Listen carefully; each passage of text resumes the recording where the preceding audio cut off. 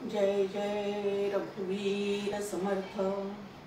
गणेश शारदा चैव सद्गुरु सज्जनस्तथा आराध्य दैवतं गुह्यं सर्वमे रघुनंदन। कृपा कटाक्षाची किरणे मोह समुद्राचे आटणे घडे जय त्या श्रीकृष्णे वंदूतया ते श्रीराम। जयांचे करिता स्मरण होय सकल विद्यांचे अधिकरण ते वंदूया श्री चरण श्री गुरूंचे। जय जय रघुवीर समर्थ। धर्मक्षेत्रे कुरुक्षेत्रे समवेतायुयुत्सवः मामकाः पाण्डवाश्चैव किमकुर्वत सञ्जय। यत्र योगेश्वरः कृष्णो यत्र पार्थो धनुर्धरः तत्र श्रीर्विजयो भूतिर्ध्रुवा नीतिर्मतिर्मम।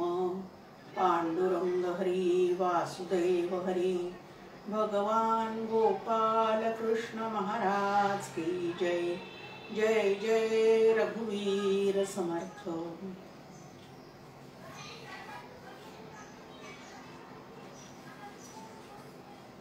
भगवंताच्या विभूती जाणून घेण्यासाठी जमलेल्या सर्व श्रोत्यांना मनपूर्वक अभिवादन करते।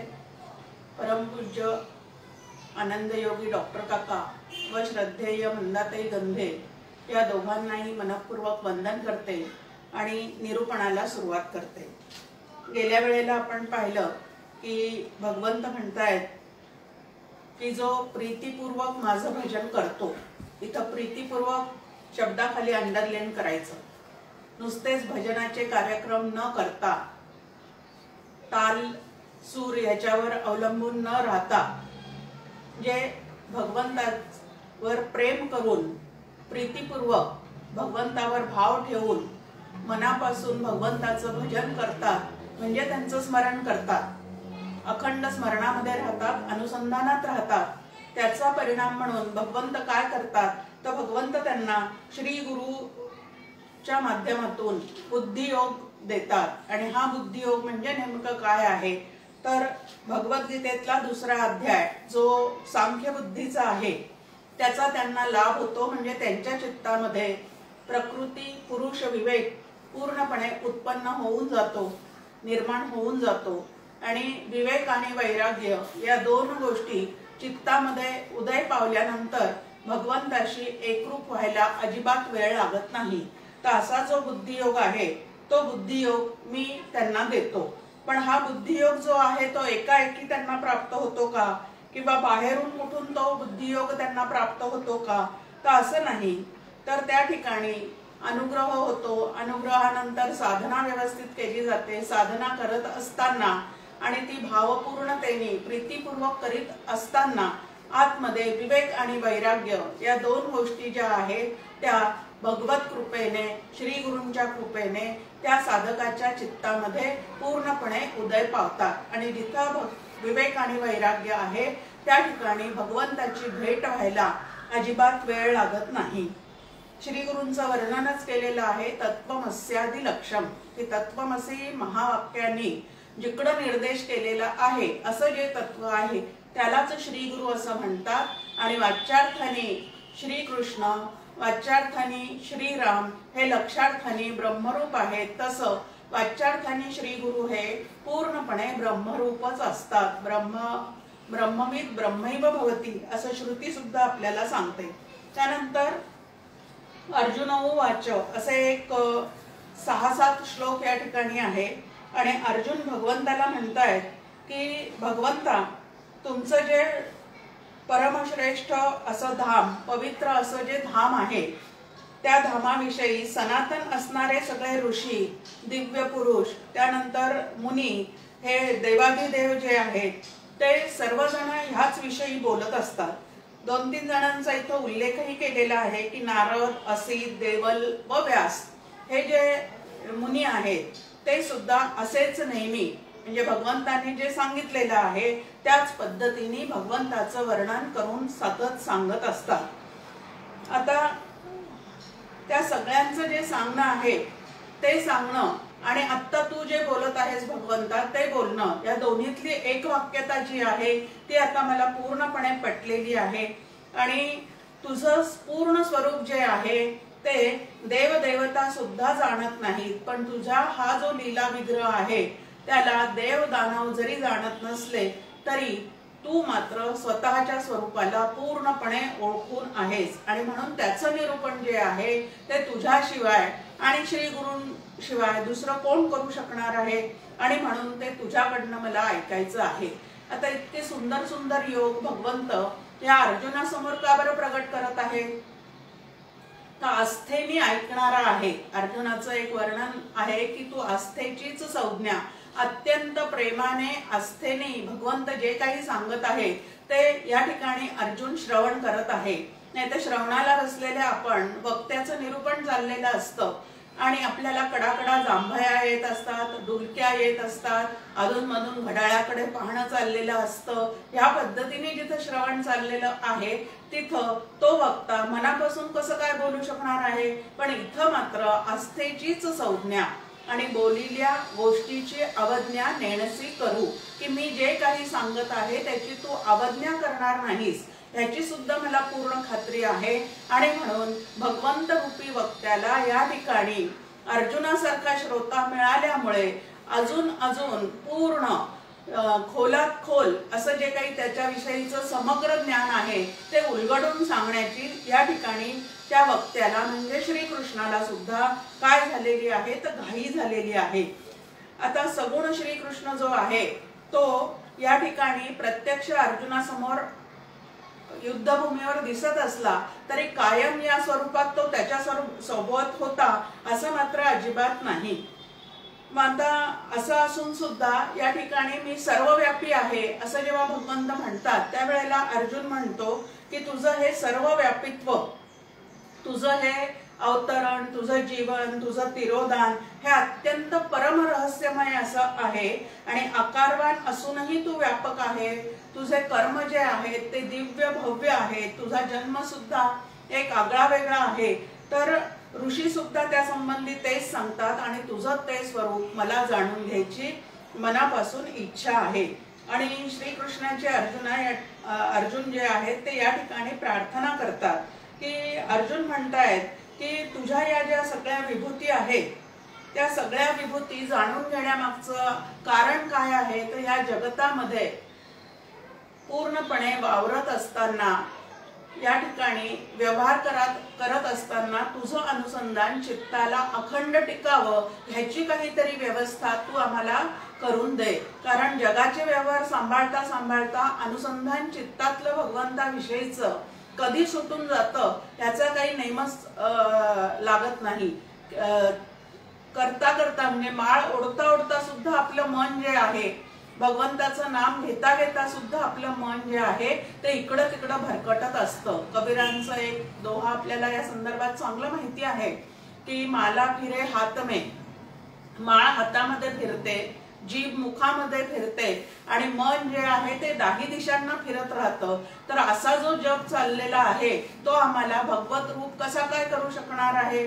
आणि म्हणून मनाच्या तोडून ओढी श्रवणी बैसावे आवडी, काळ घडीने घडी सार्थकची करावा असं समर्थ सुद्धा आपल्याला श्रवणाच्या बाबतीमध्ये सल्ला देत आहेत। मग चित्ताला देवाचं चिंतन करण्यासाठी आणि ते चिंतन करत असताना त्यामध्ये यांत्रिकता येऊ नये म्हणून भगवंताविषयीचं समग्र ज्ञान जर चित्ताला झालेलं असेल तर विविध पद्धतीने आपलं चित्त त्या भगवंताशी एकरूप करण्याचा प्रयत्नही साधकाला करता येतो। म्हणजे विविध असणाऱ्या त्याच्या नामरूपातून सुद्धा त्याला जाणण्याची जी शक्यता आहे ती या ठिकाणी आपल्याला प्राप्त होऊन जाते आणि चिंतनाला सातत्य येण्याची शक्यता सुद्धा त्यामुळे काय होते तर वाढत जाते। मग इथं अनेक रूपांनी विविध प्रसंगात तुझ्या ज्या विभूती आहेत त्या जर मी जाणून घेतल्या तर विभक्त असणाऱ्या मला जगाचे व्यवहार करता करता सुद्धा भक्त होण्याची व्यवस्था होऊन जाईल। आणि म्हणून तुझ्या नामरूपात्मक अनेक विभूती ज्या आहेत ते जाणून घेण्याची मला पूर्णपणे ओढ लागलेली आहे। आणि म्हणून भगवंता तू ते सांगण्याचा प्रयत्न कर। आणि दुसरे एक कारण या ठिकाणी अर्जुन म्हणतायत की तुझे जे अमृत वचने आहेत, तुझ्या मुखातून जे निरूपण चालू आहे ते कधी थांबूच नये इतकं ते अमृतासारखं गोड आहे आणि ते सतत या ठिकाणी सेवन करण्याची माझी इच्छा आहे।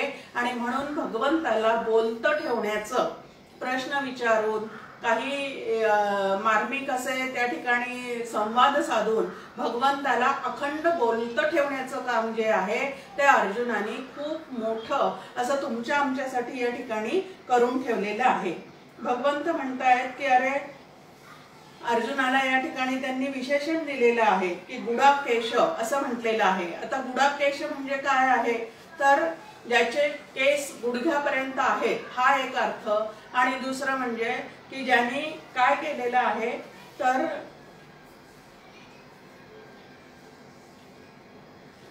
गुडाकेश हा शब्द या ठिकाणी आलेला आहे की ज्यांनी निद्रेवर विजय मिळवलेला आहे असा, ज्याचे गुडघ्यापर्यंत हात लांब आहेत, ज्याचे केस गुडघ्यापर्यंत लांब आहेत असा जो आहे त्याला भगवंत म्हणतायत की अरे मी तर आत्मरूपाने प्रत्येकाच्या आतमध्येच आहे। सर्वभूताशय स्थितः, की सर्व भूतांच्या आतमध्ये मीच पूर्णपणे आत्मरूपाने चैतन्य रूपाने अखंड त्या ठिकाणी वस्तीला आलेला आहे।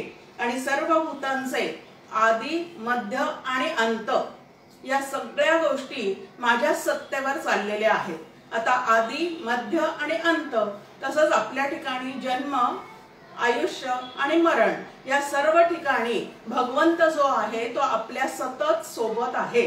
हे ह्या याच्यावरून आपल्याला लक्षात घ्यायचं आहे, कारण तत्वज्ञानाचं रूपांतर साधनेमध्ये केल्याशिवाय आपल्याला त्या साधनेमध्ये गोडी सुद्धा उत्पन्न होणार नाही आणि पुढे कसं जायचं परमार्थामध्ये तेही लक्षात येणार नाही। म्हणून नुसतंच तत्वज्ञान ऐकत राहण्यापेक्षा भारी भारी शब्द कानावर पडत खूप वाचन चाललंय असं काहीतरी साधना आमची चाललेली आहे असं समजण्यापेक्षा त्या प्रत्येक गोष्टीचं साधनेत रूपांतर करून आपण आपल्या ठिकाणी काय करायचं आहे तर साधना करण्याची कला जी आहे ती निर्माण करून घ्यायची आहे। मग इथं भगवंत म्हणतायत की सगळ्या ठिकाणी तर मी आहेच आहे, प्रत्येकाचा आदी मध्य आणि अंत हा जो आहे तो माझ्या सत्तेवरच चाललेला आहे। डॉक्टर काकांचं एक छान गीत आहे त्यामध्ये ते म्हणतात की जगणे रूप तयाचे, जगणे आनंदाचे, मरणे ही रूप तयाचे। आता मरण सुद्धा भगवंताचं स्वरूप आहे हे कधी आपल्या लक्षात येतं का? पण इथे जे सांगितलंय की आदी मध्य आणि अंत या सर्व गोष्टी ज्या आहेत त्या माझ्या सत्तेवर चाललेल्या आहेत। मग आपला जन्मही त्याच्या सत्तेवर आहे, आपलं आयुष्य जगणं सुद्धा त्याच्या सत्तेवर आहे, आणि ज्या वेळेला प्राणोत्क्रमण होईल ते सुद्धा त्याच्या सत्तेवरच होत राहणार आहे। आणि म्हणून मरणाला न घाबरता आनंदाने सामोरा जायला तुम्ही आम्ही काय केलं पाहिजे तर शिकलं पाहिजे।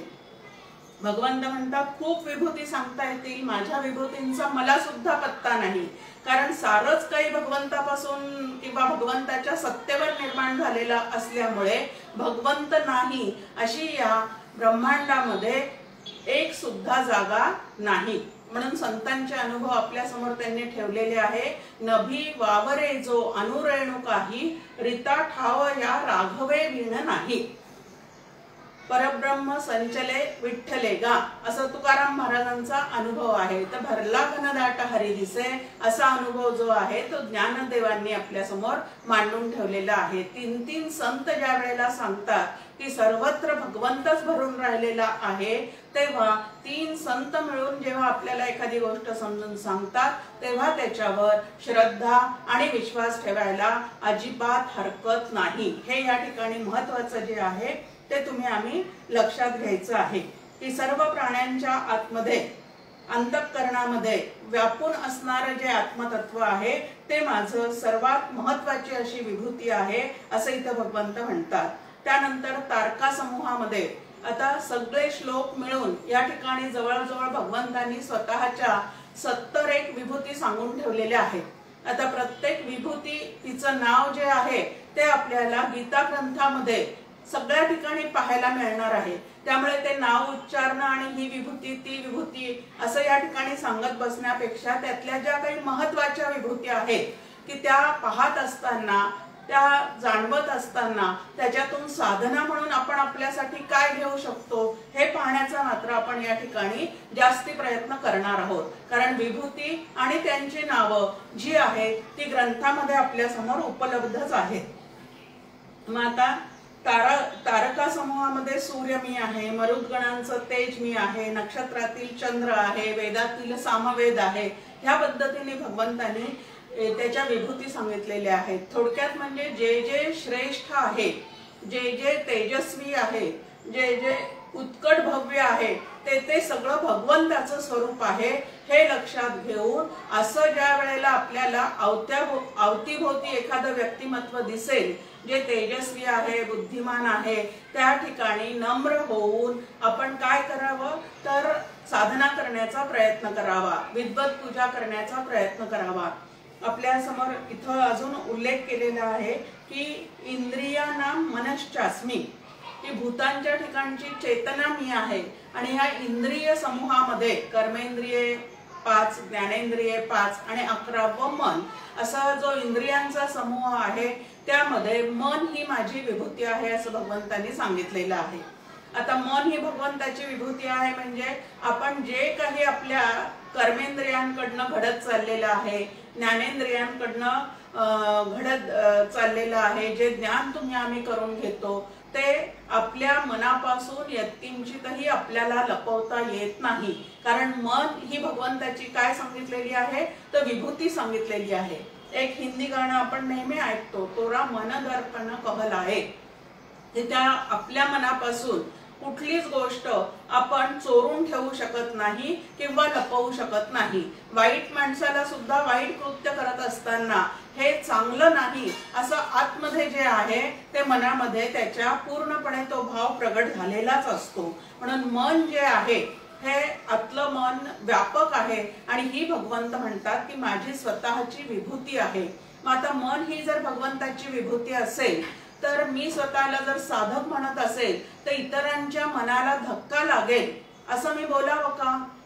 परमार्थ शास्त्रामध्ये सगळ्यात मोठं पातक जर कुठलं असेल तर इतरांचे अंतःकरण म्हणजे मन दुखवणे हे महापाप असं सांगितलेलं आहे। आणि आता माझ्याकडून जर असंच सारखं चाललेलं असेल इतरांची मन दुखवणं तर मी भगवंताशी कसा व्यवहार करते? कारण भगवंतांनी सांगितलेलं आहे की या इंद्रियामध्ये मन हे माझं स्वरूप आहे। जसं आपल्या आतमध्ये हे मन आहे तसं इतर जीवांच्या आतमध्ये सुद्धा हे मन भगवंताचं व्यापून राहिलेलं आहे। मग इतरांच्या मनाला जेव्हा आपण धक्का लावतो त्यावेळेला भगवंताला जणू काही काय करतो आहोत आपण या ठिकाणी तो दुखवत आहोत। आता भगवंत सुख दुःखाच्या पलीकडचा आहे, पण साधना म्हणून आपल्याला जेव्हा करायची असते तेव्हा इतरांच्या मनाला धक्के, शाब्दिक धक्के देणे किंवा दुखवणे म्हणजे आपण त्या भगवंताशी जो व्यवहार करतो तो व्यवस्थित करत नाही हे लक्षात घ्यायचं आणि आपल्या मनाला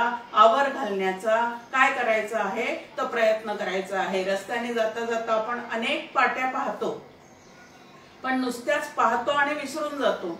त्या ठिकाणी प्रवासाला निघताना आपल्याला एक पाटी जागोजागी दिसते, मनाचा ब्रेक उत्तम ब्रेक। मग आता बाकी सर्व गोष्टीला ब्रेक लावणं आपल्याला जमतं। तर गाडी चालवत असताना ब्रेकवर एक पाय आपला कायमचा असतो, ब्रेक नाही लावला तर त्या ठिकाणी ऍक्सिडेंट होतात। तसं मनाला आणि वाणीला जर ब्रेक लावता आला नाही योग्य वेळी तर त्या ठिकाणी सुद्धा अपघात होत राहतात आणि या अपघातातून झालेल्या ज्या जखमा आहेत त्या कधीही भरून निघत नाही। आणि म्हणून मन ही भगवंताची विभूती आहे हे लक्षात ठेवावं आणि आपल्यासारखंच इतरांना सुद्धा मन आहे हे लक्षात ठेवून मनाला व्यवस्थित आवर घालून बोलायला शिकावं, तर आपल्याला साधना जी आहे ती व्यवस्थित करता येईल। म्हणून सगळ्यांच्या अंतःकरणात असणारं जे मन आहे ती माझी विभूती आहे आणि सगळ्यांच्या ठिकाणी असणारी जी चेतना ती भगवंत म्हणतात माझी विभूती आहे। मग पृथ्वीमध्ये जितुकी शरीरे तितुकी भगवंताची घरे। जिथं जिथं ते चेतन तत्व प्रगट झालेलं दिसतं, आता चेतन तत्व सर्वच ठिकाणी व्यापून आहे, पण सचेतन असणाऱ्या म्हणजे ज्याला अंतःकरण आहे त्या ठिकाणी त्याची पूर्ण अभिव्यक्ती आहे, आणि जिथे अंतःकरण नाही त्या ठिकाणी मात्र त्याची अभिव्यक्ती नाही। पण ते सर्वत्र सदा समत्वानी नक्की सर्वत्र भरलेलं आहे असं भगवंत या ठिकाणी सांगत आहे। मग आता सूर्य ही त्याची विभूती आहे म्हटल्यानंतर सूर्योपासना जी आहे ती आपल्या संस्कृतीमध्ये सांगितलेली आहे की सकाळी उठून सूर्याला नमस्कार करा, सूर्य नमस्कार घाला, त्यानंतर सूर्याला अर्घ्य द्या, याप्रमाणे त्या सूर्योपासनेचं महत्व। त्यानंतर कोजागिरी पौर्णिमेला, भाऊबीजेला चंद्राला ओवाळा, असं चंद्राची सुद्धा पूजा आपल्या ठिकाणी। पण ह्यात काय पडलं आणि त्यात काय पडलं असं म्हणणाऱ्याला ह्या गोष्टी कधीही लक्षात येणार नाही की भगवंत सर्व व्यापी आहे हे आपल्याला कळावं म्हणून अशा छोट्या छोट्या गोष्टीतून सुद्धा भगवंतच भरून राहिलेला आहे हे आपल्याला जाणवावं म्हणून अनेक तऱ्हेच्या पूजा पद्धती ज्या आहेत त्या बसवून ठेवलेल्या आहेत। मग चंद्राला ओवाळणं आहे, त्यानंतर वायुदेवाची उपासना आहे। ह्या पद्धतीने काय आहे तर भगवंताच्या विभूती लक्षात घ्यायच्या, आणि चंद्र सूर्य दिसले की आम्हाला भगवंताची आठवण व्हावी जर हा विभूती योग आम्ही व्यवस्थित समजून घेतलेला असेल तर।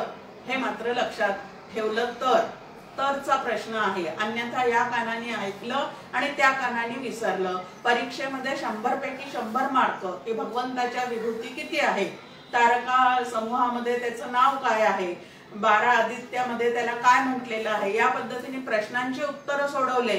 पण चंद्रन सूर्य दिसल्यानंतर जर भगवंताची आठवण आम्हाला होत नसेल तर आम्ही 100 पैकी 100 मार्क घेऊन नेमकं मिळवलं काय आहे।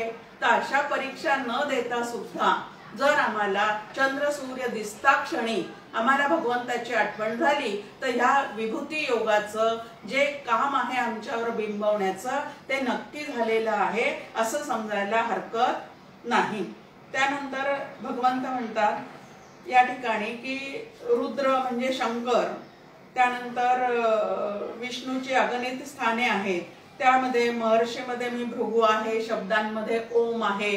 ह्या पद्धतीने आता भृगु ऋषी हे आद्य ऋषी आहेत अशी मांडणी आहे की ते सर्वात पहिले निर्माण झालेले ऋषी आहेत आणि भगवंताच्या शांतीची परीक्षा घेणारे ते ऋषी आहेत। आणि त्यांचं जे पदचिन्ह आहे ते भगवान विष्णू आपल्या वक्षस्थलावर काय करत आहेत तर वागवत आहे अत्यंत आनंदाने, कारण त्या शांतीच्या परीक्षेला कोण उतरलेले आहेत तर भगवान विष्णू उतरलेले आहेत। मग महर्षीमध्ये मी भृगु आहे, त्यानंतर जलाशयामध्ये मी समुद्र आहे। जिथं जिथं भव्यता आहे तिथं तिथं भगवंताचं रूप आहे। मग आता समुद्राच्या ठिकाणी ज्या वेळेला आम्ही बीचवर समुद्र पाहायला जातो त्यावेळेला हा अथांग जलाशय पाहून आम्हाला कोणाची आठवण यावी तर भगवंताची आठवण यावी। त्यानंतर बृहस्पती मी आहे म्हणतात भगवंत, सेनापतीमध्ये स्कंद मी आहे, आणि सगळ्या शब्दांमध्ये ओम मी आहे, कारण ओम पासून सगळे अक्षर निर्माण झालेले आहेत असं आपल्या समोर शास्त्राची मांडणी आहे। त्यानंतर सगळ्यात महत्त्वाचं इथं सांगितलेलं आहे की यज्ञामध्ये नामजप यज्ञ जे आहे ती माझी विभूती आहे असं भगवंत म्हणतात की नामजप यज्ञ हा अत्यंत श्रेष्ठ आहे, कारण हा यज्ञ करता करता नामधारक जो आहे तो नामीशी नाम घेता घेता एक रूप होऊ शकतो जर त्यांनी नामामागचं तत्वज्ञान व्यवस्थित यथार्थ वक्त्याकडनं, श्री गुरूंकडनं, संतांकडनं जाणून घेतलेलं असेल तर। नाही तर हातामध्ये माळ आहे, उच्चारण चाललेलं आहे, पण आतमध्ये मात्र प्रपंचाचं सगळं स्मरण चाललेलं आहे, असं असेल तर हा यज्ञ जो आहे तो फलद्रूप होणार नाही। म्हणजे नामीशी ऐक्यता जी साधायला पाहिजे जपयज्ञातून ती साधता येणार नाही। आता कलियुगामध्ये सगळ्यात श्रेष्ठ साधन जर कुठलं सांगितलेलं असेल तर ते नामसाधन आहे, कारण नाम घेण्यासाठी कुठलेही अडथळे नाहीयेत। आता इतर गोष्टी किंवा इतर यज्ञ करत असताना हा यज्ञ क्षत्रियांनी करावा, हा यज्ञ वैश्यांनी करावा, हा यज्ञ ब्राह्मणांनी करावा, अशा काहीतरी अटी आहेत. पण नामजप यज्ञ जो आहे तो सर्वांसाठी खुला आहे. स्त्री असू दे, पुरुष असू दे, बाल असू दे, तरुण असू दे, वृद्ध असू दे, कुठल्याही काळामध्ये कुठल्याही जातीचा यातीचा असणारा जो माणूस आहे तो हा नामजप यज्ञ करू शकतो. दुसरं म्हणजे इतर कुठलेही यज्ञ करत असताना बाहेरची सामुग्री खूप असावी लागते, पण नामजप यज्ञ करत असताना बाहेरच्या सामुग्रीची सुद्धा अजिबात काय नाहीये तर गरज नाहीये. म्हणून नामजप यज्ञ जो आहे तो कलियुगामध्ये अत्यंत श्रेष्ठ आहे. नामे क्रिया नामे कर्म हे सगळं केलं तर साधकाचा भवश्रम जो आहे तो निवृत्त होतो, अशी आपल्या समोर या ठिकाणी त्याची फलश्रुती सांगितलेली आहे. आणि म्हणून नामजप यज्ञाला अत्यंत महत्व आहे. आता दुसऱ्या पद्धतीने एक आपल्या समोर मांडणी की जे अजपाजप असं म्हणतात की दिवसभरातून 24 तासामध्ये तुम्ही आम्ही किती श्वासोश्वास करतो, तर 21,600 अशी त्याची संख्या सांगून ठेवलेली आहे. आता जेवढे आमचे श्वास चाललेले आहेत त्या श्वासावर जर आम्ही नामसाधन बसवलेलं असेल, आता आम्ही त्याच्यावर नामसाधन बसवणं हा एक भाग आणि भगवंतांनी सहजच त्यामध्ये नामसाधना ओवून ठेवलेली आहे हा दुसरा भाग. आता धरिता सहा सोडिता अहम असं समर्थांचं एक आपल्या समोर मांडणी आहे की श्वास आत घेताना सहा असा शब्द तुम्हाला आम्हाला जर लक्षपूर्वक आपण त्याकडे ठेवलेला असेल तर आपल्याला श्वास आत घेताना सहा असा शब्द ऐकायला येतो आणि श्वास बाहेर सोडताना अहम असा शब्द ऐकायला येतो. म्हणजे सहा अहम ही जी साधना आहे ती आपल्याकडनं सतत व्हावी याची व्यवस्था श्वासोश्वासाच्या द्वारे भगवंतांनी करून ठेवलेली आहे. पण त्या श्वासाकडे मात्र तुमचं आमचं अजिबात लक्ष जात नाही. आता श्वासोश्वास जितके व्यवस्थित आणि नियमित चाललेले असतील तितकं आमचं आरोग्य आणि आयुष्य व्यवस्थित चाललेलं असतं. असं आरोग्याच्या बाबतीमध्ये सुद्धा तुम्हाला आम्हाला सांगितलं जातं. परमपूज्य मंदाताई म्हणतात की प्रापंचिकांचे जे श्वासोश्वास आहे ते सारखे कमी जास्ती होत असतात. आता म्हणजे नेमकं काय आहे, संथ गतीने छान पद्धतीने ते श्वास चाललेले असतील आणि त्या श्वासोश्वासावर आमचं लक्ष असेल तर सहा अहम हा जो जप आहे तो आतमध्ये अखंड सुरू आहे याची तुम्हाला आम्हाला प्रचिती येऊ शकते. पण प्रापंचिक लोकांच्या ठिकाणी मात्र क्रोध आला, काम जास्ती झाला की हे श्वासोश्वास जे आहेत ते कमी जास्ती होत राहतात. क्रोध आला की श्वासोश्वास जास्ती दीर्घ घेतले जातात. हे आपल्याला सगळ्यांना काय आहे तर पूर्णपणे अनुभवाचं आहे. आता कशामुळे आपले श्वासोश्वास कमी जास्ती होतात, समोरची व्यक्ती माझ्या मनासारखी वागली नाही की श्वासोश्वास कमी जास्ती होतात. मुलगा बाहेर गेलेला ठराविक वेळेला घरी आलेला नाही तर आमचे श्वासोश्वास कमी जास्ती होतात. आणि ह्या पद्धतीने ते श्वासोश्वास जितके कमी जास्ती होतील तितकं आमचं आरोग्य जे आहे ते पूर्णपणे बिघडून जातं. आणि म्हणून ही श्वासोश्वास जे आहे ते संथ लयीमध्ये आतमध्ये चाललेले राहावेत आणि त्या श्वासोश्वासावर आम्ही नामसाधना करण्याचा प्रयत्न करावा. जन्मभरीच्या श्वासा इतुके मोजियले हरिनाम असं एक गाणं आपण नेहमी ऐकतो की जेवढे श्वास आहेत तेवढं नाम म्हणजे अखंड ते नाम साधन जे आहे ते करण्याचा तुम्हाला आम्हाला काय करता येतो तो प्रयत्न करता येतो. आणि असा प्रयत्न जो आहे तो करणाऱ्याला अखंड श्वासावर लक्ष ठेवून भगवंताचं अनुसंधान जो टिकवतो. दुसऱ्या पद्धतीने की बाकीच्या सर्व गोष्टी आम्ही करतो असं आम्हाला वाटत असलं तरी आमचे श्वास कोण चालवतो. आता गाढ झोपेत आमचं शरीर जे आहे म्हणजे कर्मेंद्रिय जे आहेत ते स्वस्थ झालेले असतात, ज्ञानेंद्रिय जे आहेत ते सुद्धा कुठं लीन झालेले असतात तर स्वरूपाच्या ठिकाणी काही काळ तरी लीन झालेले असतात. मग आम्ही स्वस्थ असे अंथरुणावर पडलेले असतो तरी सुद्धा आमचे श्वासोश्वास जे आहे ते चालू राहिलेले दिसतात. जेवढं आमचं प्रारब्ध आहे, जेवढं आमचं आयुष्य आहे तेवढे श्वास आमचे ते चालवण्याचं काम जो आहे तो भगवंत करत असतो. आणि म्हणून जो प्राणदाता आहे त्याचं सतत तुम्ही आम्ही स्मरण केलं पाहिजे. किती काळ केलं पाहिजे तर प्राण असेच तोवर. आता प्रपंच किती काळ केला पाहिजे असं कधी आपण विचारतो का? शेवटच्या श्वासापर्यंत तो केलाच पाहिजे असं आमचं ठरून गेलेलं आहे. सायासे करसी प्रपंच दिननिशी हरिसीन भजश्री कवण्या गुणे असं आपल्याला ज्ञानेश्वर माऊली विचारतात की किती कष्ट पडतात हा प्रपंच करत असताना, किती त्यामध्ये अनुकूल प्रतिकूल घटना घडत राहतात, तरी सुद्धा तो सातत्याने नेटाने करण्याचा आमचा प्रयत्न आहे. पण परमार्थ करत असताना मात्र थोडंफार काही झालं. खूप छान पद्धतीने मंदाताई सांगतात. त्या म्हणतात की एखादा पाहुणा आला, मागे पुढे जेवण वगैरे सगळं होत राहतं आणि मग आमची माळ करायची राहून जाते. मग मनात येतं की आता नाही झाली, रात्री करू. रात्री अजून काहीतरी वेगळाच प्रसंग घडतो, मुलांचा आग्रह असतो, छान पिक्चर लागलेला आहे आमच्यासोबत येऊन बसा. परत दुपारची माळ पाहुण्यांमुळे राहिली, रात्रीची माळ मुलांसोबत पिक्चर पाहिल्यामुळे राहिली. त्यानंतर अंथरुणावर बसल्या बसल्या करू म्हटलं तर माळ अर्धही होते न होते. तो दिवसभर केलेल्या श्रमाने शरीर थकलेलं असल्यामुळे त्याही वेळेला आमची माळ होत नाही. आणि मग म्हणायचं की भगवंत काय येऊन विचारणार आहे का मला तू माळा केल्या की नाही म्हणून. असं करून नामजप यज्ञ जो आहे तो सहज असणारा सुद्धा आमच्याकडनं व्यवस्थित पार पडू शकत नाही. तो मागे पुढे करायला आम्हाला काहीतरी कारणच लागतात. पण प्रपंच जो आहे तो मात्र नेटाने आम्ही करण्याचा सातत्याने प्रयत्न करतो. मग तो करू नये का? प्रपंच सुखे करावा, परी काही परमार्थ वाढवावा, परमार्थ अवघाची बुडवावा, हे विहित नव्हे असं समर्थ रामदास स्वामी आपल्याला सांगतात की सुखाने तुम्ही प्रपंच करा. पण हा प्रपंच करत असताना प्रपंच करणारा जो देह आहे तो देह कशाच्या सत्तेवर एवढं सगळं करतो आहे तर भगवंताच्या सत्तेवर.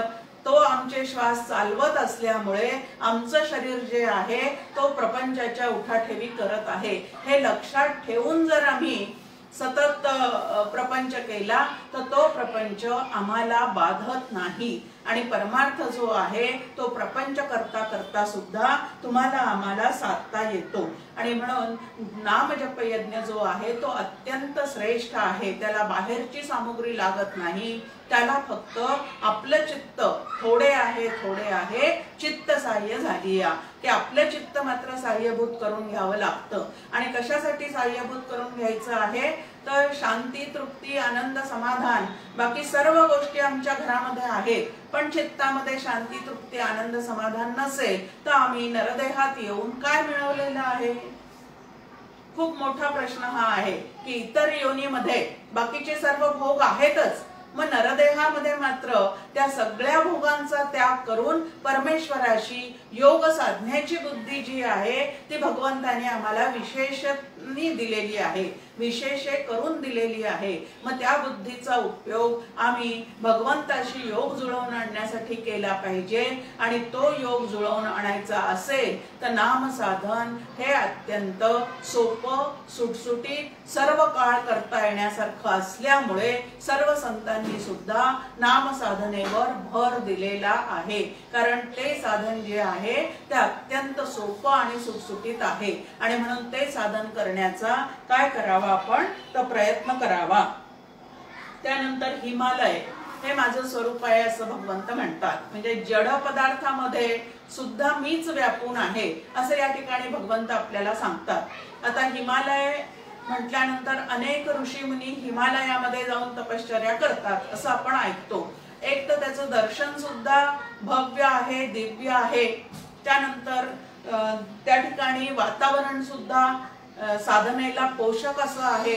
आणि म्हणून हिमालयाचं दर्शन. आता हा उंचच उंच असणारा हिमालय पर्वत जो आहे तो अत्यंत स्थिर, अस्थिर जगतामध्ये स्थिर म्हणून जर कुठल्या गोष्टीकडे आपल्याला पाहता येत असेल तर ते हिमालय पर्वताकडे पाहता येईल. आणि असं जे स्थिरत्व आहे ते त्या हिमालयाकडून तुम्हाला आम्हाला शिकता येतं. मग भगवंत म्हणतात की अनेक लहान मोठ्या टेकड्या, अनेक पर्वत तुम्हाला दिसतील. त्या सगळ्या पर्वतामध्ये अत्यंत उंच असणारा, हिमाच्छादित असणारा सुंदर असं दर्शन त्याचं झालं की चित्ताला आनंद प्राप्त होतो असा जो हिमालय आहे ते माझं स्वरूप आहे। म्हणजे जिथं जिथं उत्तुंगता आहे, जिथं जिथं भव्यता आहे, जिथं जिथं दिव्यता आहे, तिथं तिथं भगवंताचं दर्शन तुम्हाला आम्हाला घेता येऊ शकतं। जसं जलाचा साठा म्हणजे समुद्र, त्यानंतर इथं पर्वत, उंचच उंच पर्वत म्हणजे हिमालय पर्वत, आणि ते भगवंत म्हणतात त्यामध्ये सुद्धा कोण आहे, तर मीच व्यापून राहिलेला आहे। आता पहा, पाण्याच्या साठ्यामध्ये समुद्राचं उदाहरण दिलेलं आहे, त्यानंतर जान्हवी म्हणजे गंगेचं उदाहरण दिलेलं आहे। अत्यंत पवित्र असं या गंगेचं पाणी आहे, आणि म्हणून आपल्या धर्मामध्ये सांगितलेलं आहे की गंगेमध्ये एकदा तरी स्नान करून यावं, त्यामुळे आपण केलेल्या सगळ्या पापांची काय होऊन जाते, तर निवृत्ती होऊन जाते। मग आता गंगेचं पाणी सुद्धा अत्यंत पवित्र, स्वच्छ, शुद्ध आहे असं मांडणी आहे, आणि गंगाजल कधीही दूषित होत नाही। आपण जे काय घरामध्ये भरून ठेवतो गंगाजल, ते सुद्धा कायम शुद्ध स्वरूपात असतं, आणि अगदी शेवटचा श्वास घेत असताना सुद्धा आपल्या मुखामध्ये मुलं वगैरे जे असतात ते गंगाजल आणि तुलसी पत्र ठेवतात असं आपल्याला माहिती आहे। इतकं ते पवित्र आणि सुंदर आहे। मग त्या ठिकाणी सुद्धा ती भगवंताची विभूती म्हणून त्याचं दर्शन घ्यायला अजिबात हरकत नाही। त्यानंतर हिमालय मी आहे, गंगा मी आहे, समुद्र मी आहे हे सांगत असताना, म्हणजे जलाच्या साठ्यामध्ये समुद्र, पर्वतांच्या रांगामध्ये हिमालय, तसं एवढे जे वृक्ष आपल्याला दिसतात त्या सगळ्या वृक्षांमध्ये पिंपळ मी आहे असं म्हणतात। आता पिंपळाचं महत्व काय, एक तर सर्व वृक्षांमध्ये पिंपळाला, वडाला आयुष्य भरपूर आहे। दुसरं, समिधा म्हणून यज्ञामध्ये त्यांचा उपयोग केला जातो, आणि म्हणून पिंपळ मी आहे, पानांनी सदा बहरलेला असा जो पिंपळ आहे तो मी आहे। त्यानंतर नारद मी आहे असं सांगितलेलं आहे भगवंतांनी। आता ईश्वरी कार्याला अप्रत्यक्षपणे मदत करणारे हे नारद मुनी, आपण त्यांना कळीचा नारद मुनी असं म्हणतो। आता हे जे गोड भांडण लावून देण्याचं काम नारद मुनी करतात ते सुद्धा जगताच्या कल्याणासाठी आहे।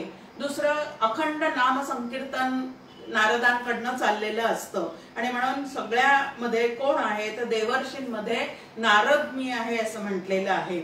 त्यानंतर समुद्र मंथनातून जे उच्चैश्रवा नावाचा घोडा, त्यानंतर ऐरावत नावाचा हत्ती, या सगळ्या गोष्टी सुद्धा माझ्या विभूती आहेत असं भगवंतांनी सांगितलेलं आहे।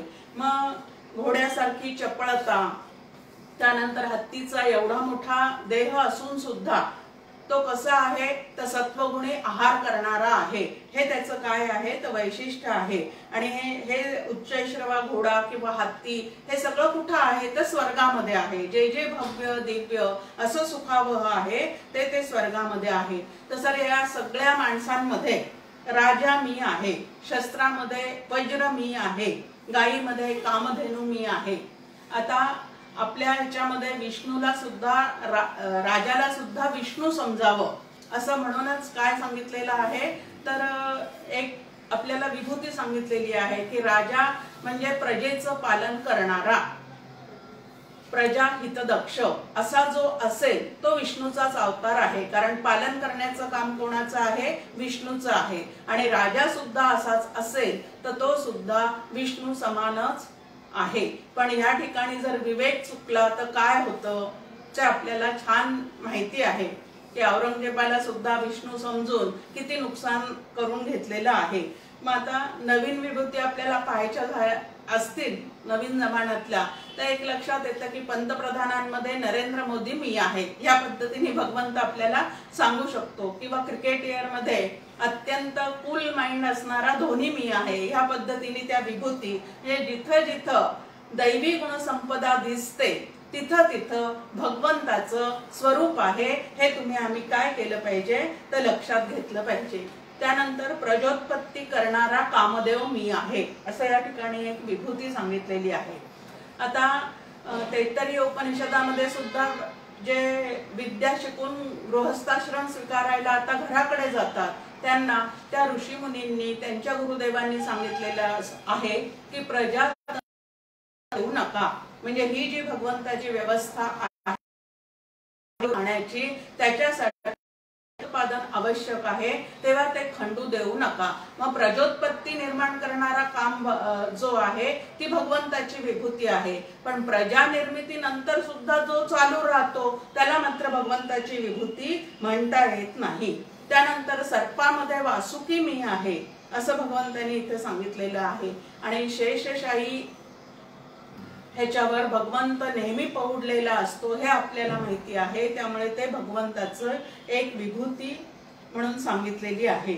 त्यानंतर दैत्यामध्ये प्रल्हाद मी आहे, दैत्य कुळामध्ये जन्माला येऊन सुद्धा अखंड भगवंताचं स्मरण करणारा आणि सर्वाभूती भगवंत आहे हे अंतःकरणात त्याच्या पूर्णपणे पटलेलं असल्यामुळे त्याच्या वडिलांनी ज्या वेळेला त्याला विचारलं की तुझा नारायण कुठे आहे, या खांबामध्ये आहे का, तर त्याही ठिकाणी तो अत्यंत आत्मविश्वासाने सांगतो की माझा भगवंत ह्यामध्ये सुद्धा आहे आणि त्या ठिकाणी नंतर नरसिंह प्रगट झालेला आपल्याला माहिती आहे। मग दैत्य कुळामध्ये प्रल्हाद मी आहे असं या ठिकाणी भगवंत म्हणतात। आता हा जो प्रल्हाद आहे तो प्रल्हादाला स्वतःच्या घरातूनच भरपूर पित्याकडनंच भरपूर त्रास झालेला आहे, पण कितीही त्रास झाला तरी भगवंताचं नामानुसंधान जे आहे ते मात्र त्यांनी कधीही चुकवलेलं नाही आणि त्यामुळे अनेक त्रासातून तो कसा निघालेला आहे तर सही सलामत बाहेर पडलेला आहे।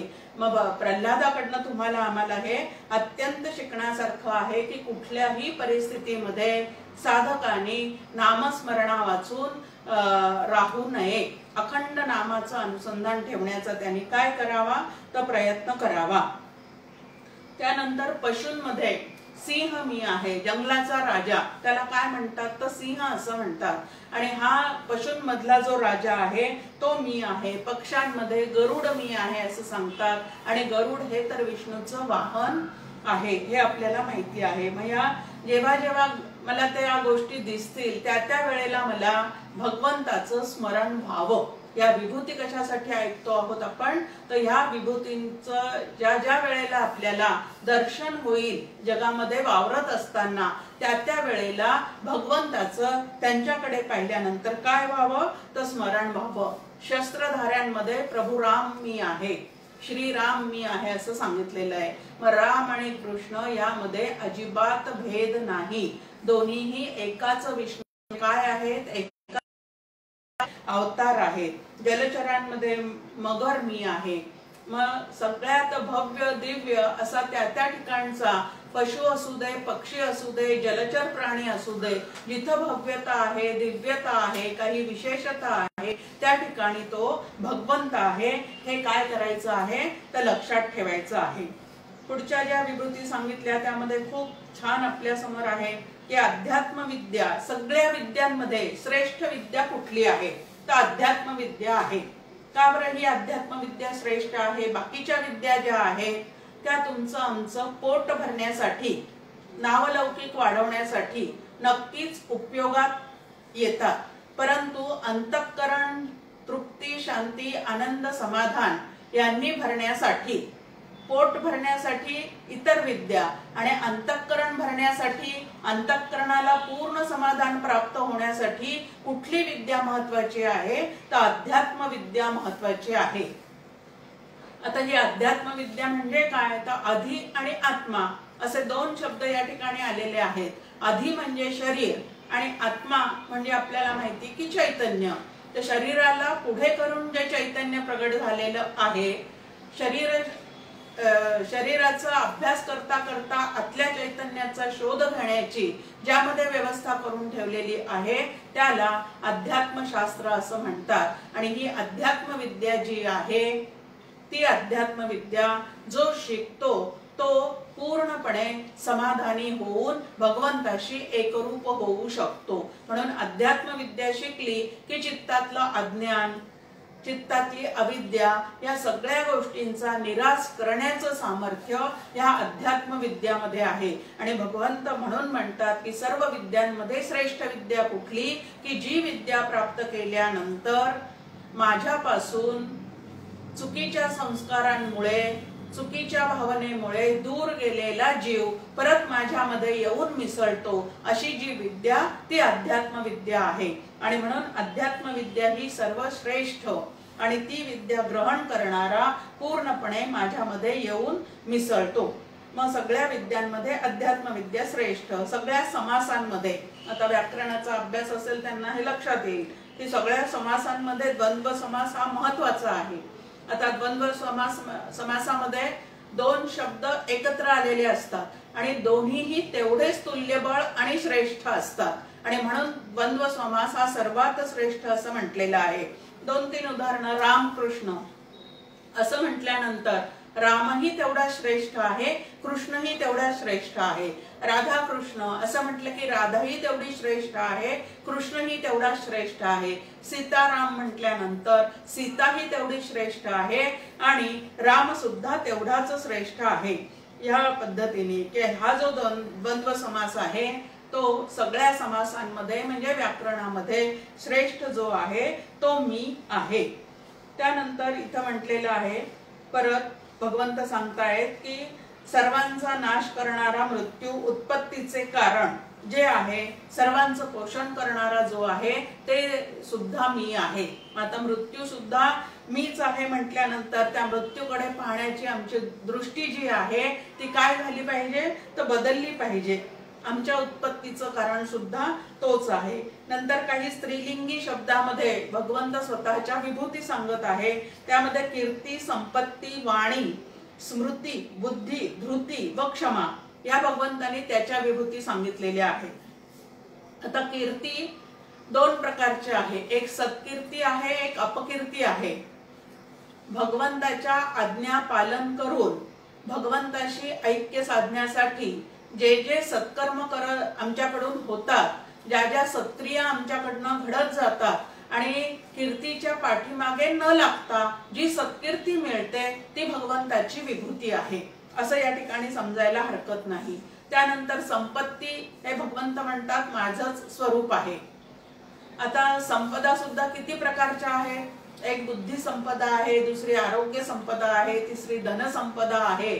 आता चांगल्या मार्गाने मिळवलेली जी संपत्ती आहे ती कोण आहे, तर ती भगवंताचीच विभूती आहे। नंतर वाणी ही माझी विभूती आहे असं सांगितलं। जसं आपण मनाच्या बाबतीत पाहिलं तसं वाणी ही भगवंताची विभूती आहे। त्या वाणीच्या द्वारे आपले सगळे व्यवहार चाललेले असतात। मग ती वाणी कशा पद्धतीने वापरावी आम्ही जगतामध्ये, की जेणेकरून काकांचं वाणी संदर्भामध्ये एका काव्यामध्ये ते म्हणतात, सत्य असे ते सहज बोलते संतांची ती वाणी। आता ही सत्य सांगणारी जी संतांची वाणी आहे ती भगवंताची विभूती आहे। आणि इतरांना दुःख देणारी जी वाणी आहे ती भगवंताची विभूती कशी असणार आहे, तर सत्य सांगणारी अशी जी वाणी आहे ती भगवंताची विभूती आहे। स्मृती, आता स्मरण शक्ती तुमच्या आमच्या ठिकाणी, आता स्मृती, धृती, क्षमा, बुद्धी हे सगळं काय आहे, तर बुद्धीचे वेगळे वेगळे आविष्कार आपल्या समोर इथं मांडलेले आहेत। आता स्मृती म्हणजे स्मरण शक्ती। आता स्मरण आणि विस्मरण या दोन्ही गोष्टी माझ्या सत्तेवर चाललेल्या आहेत असं आपण मागच्या अध्यायामध्ये पाहिलेलं आहे। मग आता कुठल्या गोष्टीचं स्मरण केलं म्हणजे ही स्मृती भगवंताची विभूती होईल आणि कुठल्या गोष्टींचं स्मरण केल्यामुळे मी या विभूतीपासून दूर जाते हे आपल्याला लक्षात घ्यायचं आहे। आता स्मरण म्हणजे झालेल्या गोष्टींचं स्मरण होत राहतं, जीवनात घडलेल्या कितीतरी घटना आहेत त्यांचं तुम्हाला आम्हाला स्मरण होत राहतं। मग हे सगळं स्मरण म्हणजे भगवंताची विभूती होऊ शकते का, तर संतांची वचनं वारंवार आठवणे किंवा ते लक्षात ठेवणे ही भगवंताची विभूती आहे।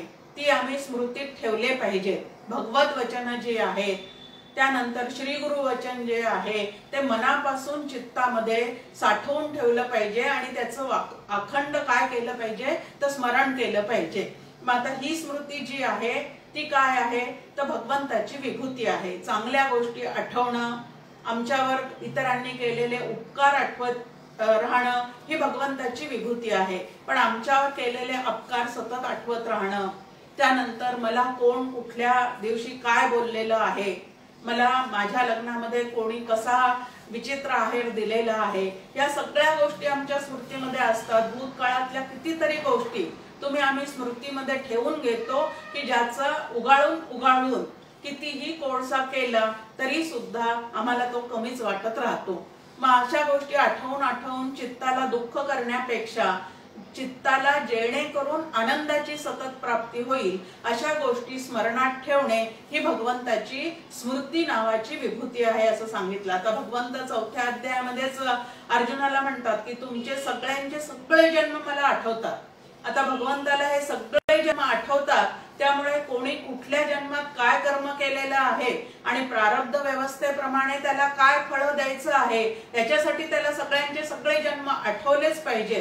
पण तुम्हाला आम्हाला सगळे जन्म जर आठवत चालले, या जन्मातले नातेवाईकांशी संबंध चांगले ठेवता आमची फजिती होते आणि सगळ्या जन्मातले सगळे नातेवाईक जर आम्हाला आठवत राहिले तर चित्तामध्ये आमच्या केवढा कोलाहल माजेल आणि आम्हाला त्या चित्ताला आवर तरी घालता येणार आहे का? मग विस्मरणात काय घालवायचं आहे आणि स्मरणात काय ठेवायचं आहे याचा सुद्धा तुम्हाला आम्हाला विवेकच करावा लागतो. संतांची वचनं, भगवंताचे पराक्रम, भगवंताची नावं, या सगळ्या गोष्टी स्मरणात ठेवल्या की ते भगवंताची विभूती समजून आपल्याला मुख्य भगवंतापर्यंत पोहोचण्याची व्यवस्था होऊन जाते.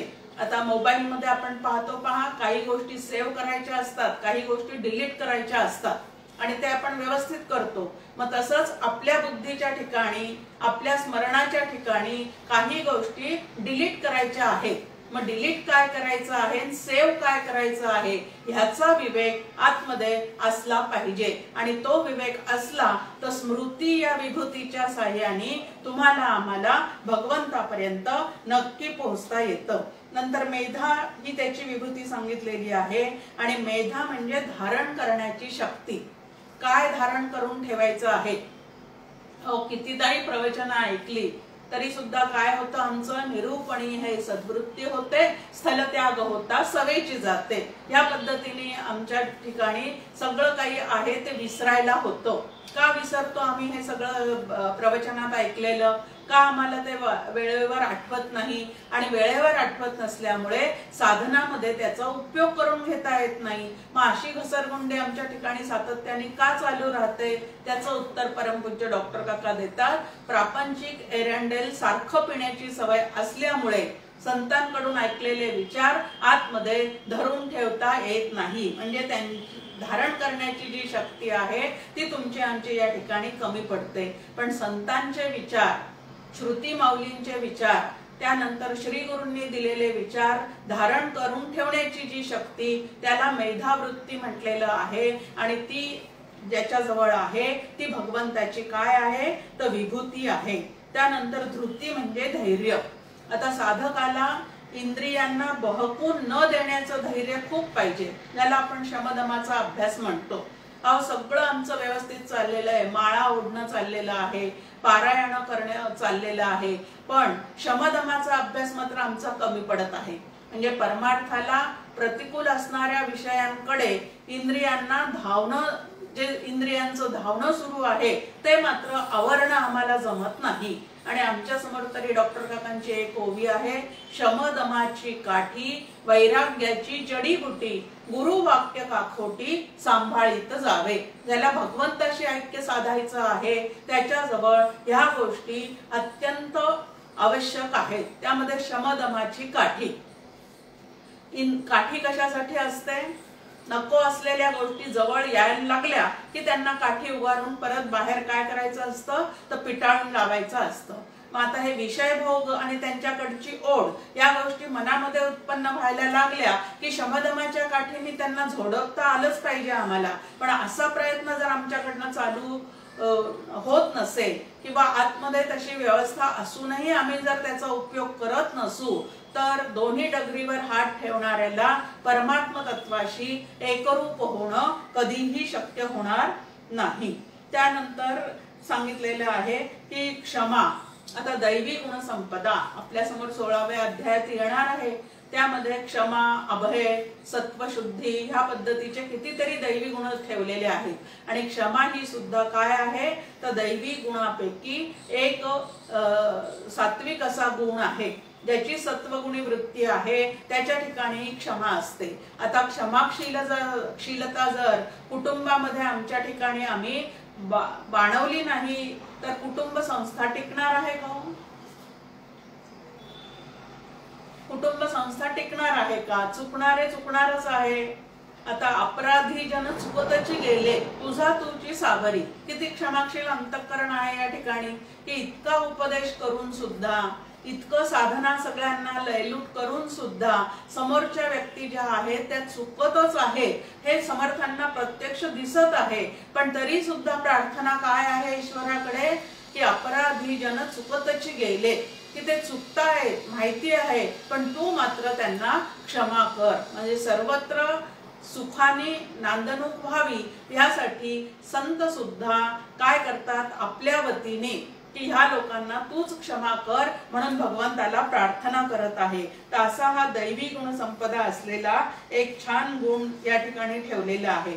आता ही क्षमा जी आहे ती जाणीवपूर्वक अंगी बाणवायची आहे। सहजच असेल, उपजत तो गुण असेल तर चांगलंच आहे, भगवंताकडूनच ते प्राप्त झालेलं आहे। पण नसेल तर मी जर स्वतःला साधक म्हणवत असेल तर मला या गोष्टी आतमध्ये कमावण्याची काय करायची आहे तर सातत्याने प्रयत्न करायचे आहेत। त्यासाठी हे तुम्ही आम्ही लक्षात घेतलं पाहिजे। पुढे सांगितलेलं आहे की मौन सुद्धा मी आहे। भगवंत या ठिकाणी म्हणतात की वासुदेव मी आहे। आता वृष्णी वंशातले जेवढे काही या ठिकाणी हे सांगितलेले आहेत त्या वंशावळीतले लोक, त्यामध्ये श्रीकृष्ण मी आहे असं भगवंत स्वतः या ठिकाणी सांगत आहेत। त्यानंतर पांडवांमध्ये धनंजय मी आहे असं म्हणतात। किती छान वाटलं असेल ना अर्जुनाला की मीच त्याची भगवंताची काय आहे तर विभूती आहे। मग पांडवांमध्ये अर्जुन मी आहे असं या ठिकाणी सांगतायत, म्हणजे धनंजय मी आहे असं सांगत आहेत। त्यानंतर मुनींमध्ये व्यास मी आहे। आता मुनी कोणाला म्हणतात? मौन धारण करण्याची शक्ती ज्यांच्या जवळ आहे, मननशीलता ज्यांच्या ठिकाणी आहे त्यांना मुनी असं म्हणतात। आणि म्हणून मौन सुद्धा मी आहे असं या ठिकाणी सांगितलेलं आहे। आता हे मौन म्हणजे नेमकं काय आहे हो? एखादी गोष्ट गुप्त ठेवण्यासाठी अंतःकरणामध्ये खूप सामर्थ्य असावं लागतं, नाहीतर आपण काय करतो पहा, एकमेकांना सांगत सुटतो। त्यांनी मला सांगितलंय बरं का, कोणाला सांगू नको म्हणून, आणि असं म्हणून दुसऱ्याला ते सांगत राहतो, तो दुसरा तिसऱ्याला सांगत राहतो। या पद्धतीने ते कोणी एखाद्याने आपल्याजवळ मनमोकळं करण्यासाठी एखादी गोष्ट सांगितलेली असेल तर ती सुद्धा आपण आपल्या अंतःकरणामध्ये साठवून ठेवू शकत नाही। चार लोकांना सांगितल्याशिवाय आपल्याला त्याचं चैनच पडत नाही। पण अशी एखादी गोष्ट गुप्त ठेवण्यासाठी आता डॉक्टर्स लोक जे असतात त्यांना आपल्या पेशंटला झालेले जे रोग आहेत ते पूर्णपणे आतमध्ये साठवून ठेवलेले असतात। याचं त्याच्याजवळ बोलत नाही, त्याचं त्याच्याजवळ बोलत नाही। ज्ञानदेव सुद्धा आपल्याला हरिपाठामध्ये म्हणतात की काय आहे तर नामपाठ मौन प्रपंचाचे, या प्रपंचाविषयी कमीत कमी बोलणं ह्याला काय म्हणतात तर मौन असं म्हणतात। आता आम्ही स्वतःला साधक म्हणवतो पण प्रपंचाविषयी किती बोलतो? मग आता प्रपंचाविषयी मौन जर पाळायचं असेल तर काय केलं पाहिजे तर नामसाधना केली पाहिजे। नाम हे भगवंताचं सगुण ध्यान आहे आणि ते ध्यान साधता साधता म्हणजे भगवंताचं नाम घेता घेता प्रपंचाच्या गोष्टी बोलण्याची उर्मी जी आहे ती तुमच्या आमच्या ठिकाणची कमी झाली पाहिजे। आणि असं आतून प्रपंचाविषयी बोलण्यासाठी स्फुरणच निर्माण होणार नाही तेव्हा तुम्हाला आम्हाला हे मौन साधलेलं आहे हे समजायला अजिबात हरकत नाही। आणि या विभूती योगाचा सारांश शेवटी भगवंत सांगतायत, एक सांगितलेलं आहे या ठिकाणी की द्युतम छलयताम अस्मि, की द्यूतामध्ये जो काही छळ होतो तो सुद्धा मीच आहे। आता हे पटायला समजून घ्यायला आपल्याला फारच अवघड वाटतं की असं कसं काय, पण अहंकाराने खूप माजलेले असे जे कोणी आहेत त्यांचं सर्वस्व हरण करण्यासाठी आणि त्यांच्या अहंकाराचा नाश करण्यासाठी या पद्धतीचा खेळ एखाद्या वेळेस भगवंताला खेळावा लागतो। हा एक भाग आहे आणि दुसरा एक भाग आहे की सोन्याला अग्निपरीक्षा दिल्याशिवाय त्याचं जे काही श्रेष्ठत्व आहे ते इतरांना पटू शकत नाही, त्याचं किडाळ जे आहे ते त्या ठिकाणी नाही, हे पटण्यासाठी सुद्धा त्याला अग्निपरीक्षा द्यावी लागती। तसं सात्विक असणाऱ्या, साधन करणाऱ्या सगळ्यांना अशा या मानसिक छळातून, समाजाकडून होणाऱ्या छळातून ज्या वेळेला जावं लागतं त्यावेळेला ती सुद्धा त्यांची परीक्षा असते आणि भगवंत त्यांच्या निमित्ताने ती घेतो आहे हे जर लक्षात घेतलं तर असं छळ करणाऱ्यांविषयी सुद्धा मनामध्ये द्वेष निर्माण होत नाही। आणि ही साधना जी आहे ती तुम्हाला आम्हाला करायला या ठिकाणी भगवंत सांगतात। आणि सगळ्यात शेवटी भगवंत म्हणतात की जिथं जिथं ऐश्वर्य आहे, तेज आहे, समर्थाने युक्त आहे, त्या सगळ्या काही माझ्या तेजाचीच काय आहे तर अंशरूप अभिव्यक्ती आहे असं अर्जुना तू जाणून घे। कारण हे संपूर्ण जग, त्याचा आदि मध्य आणि अंत हे जर सगळं मीच आहे तर माझ्या व्यतिरिक्त इथं दुसरं काय आहे। पण तरीही त्यातल्या त्यात जे श्रेष्ठ आहे ते तुला सांगण्याचा प्रयत्न केला, कारण अनुसंधान टिकवण्याची सोय म्हणून। नाही तर हे मी आहे, ते मी आहे असं भगवंताला तिथं अहंकार आहे असं नाहीये। तर समर्थ सुद्धा आपल्याला म्हणतात, उत्कट भव्य तितुके घ्यावे, मिळमिळीत अवघेची टाकावे। या जगतामध्ये वावरत असताना अशा कितीतरी व्यक्ती ज्या उत्कट आहेत, भव्य आहेत, दिव्य कर्म करणाऱ्या आहेत, अशा आपल्या आयुष्यात येणार आहेत। त्याच्याबरोबर दुसऱ्या सुद्धा की ज्यांच्याजवळ ह्यातलं काहीच नाही अशा सुद्धा आपल्या ठिकाणी येणार आहेत। मग त्यातल्या भगवंताच्या विभूती म्हणून आपण कुठल्या स्वीकारायच्या आहेत तर जिथं जिथं भव्यता, दिव्यता आहे तिथं तिथं भगवंताचं काय करायचं आहे तर स्मरण करायचं आहे। आणि भागवत करत असताना त्या ठिकाणी एक पद्धत असते की जिथं जिथं भागवत कथा चाललेली आहे तिथं तिथं विद्वत पूजन करावं। आता हे विद्वत पूजन कशासाठी तर त्यांना जी बुद्धी प्राप्त झालेली आहे ती बुद्धी हे भगवंताचं एक काय आहे तर विभूती आहे, म्हणून भगवत पूजन त्या ठिकाणी केलं जातं। मग इतरांच्या ठिकाणचं दिसलेली तेजस्विता, बुद्धी पाहून त्यांच्याविषयी द्वेष मत्सर न करता त्यांची जर आम्ही पूजा केली तर ती पूजा जी आहे ती भगवंतापर्यंत पोहोचू शकते। आणि या जगात वावरत असतानाही आम्हाला भगवंताचं अनुसंधान जे आहे ते टिकवता येतं। मग विभूती योग ऐकून आम्हाला अशा विभूती ज्या ज्या वेळेला दिसतील त्या त्या वेळेला भगवंताचं स्मरण आमच्या चित्ताला होत राहो। जय जय रघुवीर समर्थ।